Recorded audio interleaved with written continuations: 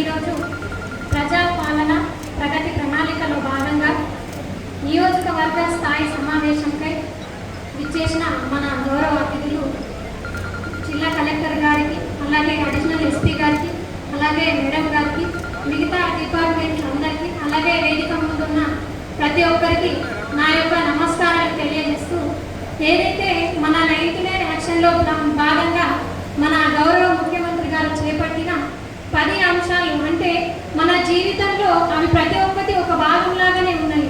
విద్య కావచ్చు, పరిశుభ్రత కావచ్చు, ఆరోగ్యం కావచ్చు, అలాగే ఏదైతే ఎలక్ట్రిసిటీ, ప్రతి ఒక్కటి మన జీవితంలో భాగమే. కానీ వాటిపై ప్రత్యేక దృష్టి పెట్టి కేవలం 99 రోజుల్లోనే ఎక్కువ సమస్యల్ని తీర్చగలగాలన్న ఒక మంచి దృక్పథంతో మన గౌరవ ముఖ్యమంత్రి గారు చేపట్టిన ఈ కార్యక్రమం చాలా అద్భుతంగా జరుగుతుంది. ఎందుకంటే నాకు కూడా ఇందులో భాగమైనందుకు చాలా సంతోషంగా ఉంది. నేను వచ్చిన తర్వాత జస్ట్ 1 మంత్ లోపే ఈ ప్రోగ్రాం చాలా రావడం, అలాగే ప్రతి ఒక్క రోజు ఏదో ఒక ప్రోగ్రాం కండక్ట్ చేయడం, తెలియని కూడా కొత్తగా తెలుసుకునే అవకాశం ఉంది.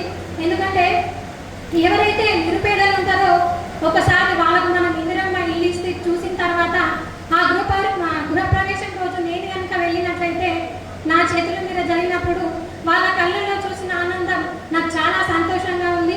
ఎందుకంటే వాళ్ళ ఎన్నో ఏళ్ళ కళ ఇల్లు కట్టుకున్నాగా అన్న ఒక ఆశ అట్లనే ఉండిపోకుండా ఏదైతే గవర్నమెంట్ ఇస్తుందో 5 లక్షలు, దాని ద్వారా వాళ్ళు కూడబెట్టుకున్న ఇంకో 1 లక్ష, ఇంకో 2 లక్షలు వాళ్ళు అనుకున్నట్టుగా వాళ్ళు ఎక్కడ కూడా ఆటంకాలు లేకుండా నిర్మించుకొని చాలా సంతోషంగా వాళ్ళు గృహవాసం చేసుకుంటే నాకు చాలా సంతోషంగా ఉంది. ఎందుకంటే ప్రభుత్వం అనేది కేవలం ఏదో ప్రతిసారి డబ్బులు ఇవ్వడం చేయడం అది అని కాకుండా ప్రతి ఒక్కరికి పేదల కోసమే ఉంది ప్రభుత్వం అన్నట్టుగా ప్రతి ఒక్క రంగం నుంచి ఈరోజు చాలా మట్టుకు ముందుకు వస్తున్నారు. ఇందాకే మనకు చాలా డిపార్ట్మెంట్స్ కూడా చెప్పడం జరిగింది. ఇందాక పోలీస్ డిపార్ట్మెంట్ కూడా చెప్పడం జరిగింది. మరి దాని ఉద్దేశం ఏంటంటే ప్రతి ఒక్కరి జీవితంలో మన ఇంటి యజమాని కావచ్చు, అలాగే చిన్నపిల్లలు కావచ్చు, ఎందుకంటే చాలా మటుకు మైనర్ అబ్బాయిలే డ్రైవింగ్ చేస్తున్నారు.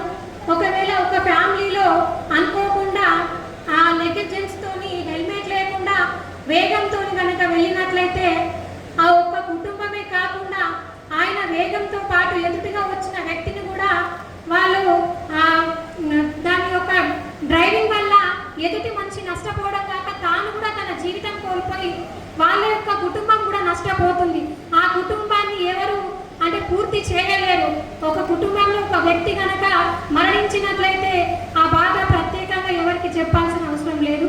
కాబట్టి ఈరోజు ఇంత మంచి ప్రోగ్రాం మనం చేసుకుంటున్నామంటే సరే మీరు వింటున్నారు కదా, మేము చెప్తున్నాము కదా అన్నట్టు కాకుండా మీరు ఏవైతే ఈరోజు తెలుసుకున్నారో మీ చుట్టుపక్కల కావచ్చు, మీ డిపార్ట్మెంట్లో కావచ్చు, ఇంకా ఎక్కడన్నా కానీ మీరు ఒక సజెషన్ వాళ్ళకి ఇచ్చినట్లయితే మీరు వెళ్ళేటప్పుడు హెల్మెట్ ధరించాలి, దయచేసి వేగం తగ్గించాలి. ఇంకొకటి దయచేసి విజ్ఞప్తి చేస్తున్నా, మైనర్ పిల్లలకి దయచేసి మీరు వెహికల్స్ ఇవ్వకండి. ఎందుకంటే లేదు వాళ్ళు క్లాస్లో ఫస్ట్ వచ్చారు, చదువులో బాగున్నారు, వాళ్ళు అడిగింది మనం ఇవ్వకపోతే వాళ్ళు ఫీల్ అవుతారని అనుకుంటే రేపటి నాడు ఏదన్నా ఒక సంఘటన జరిగితే దాన్ని ఎవరు పూడ్చలే. నేను వచ్చో కానీ ఇక్కడ ఉన్న వాళ్ళు వచ్చో కానీ పూడ్చలే. కాబట్టి దయచేసి విజ్ఞప్తి చేస్తున్నా, జీవితం అనేది చాలా చిన్నది.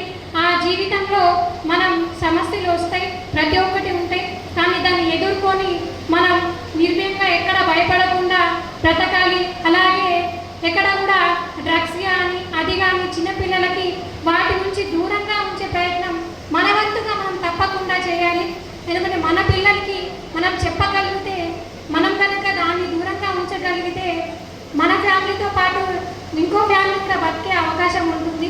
కాబట్టి మంచి నడవడికలో నడిపించాలని కోరుకుంటూ ఇంతటి అవకాశం ఇచ్చినందుకు ప్రత్యేకంగా అందరికీ ధన్యవాదాలు తెలియజేస్తున్నాను. ధన్యవాదాలు మేడం.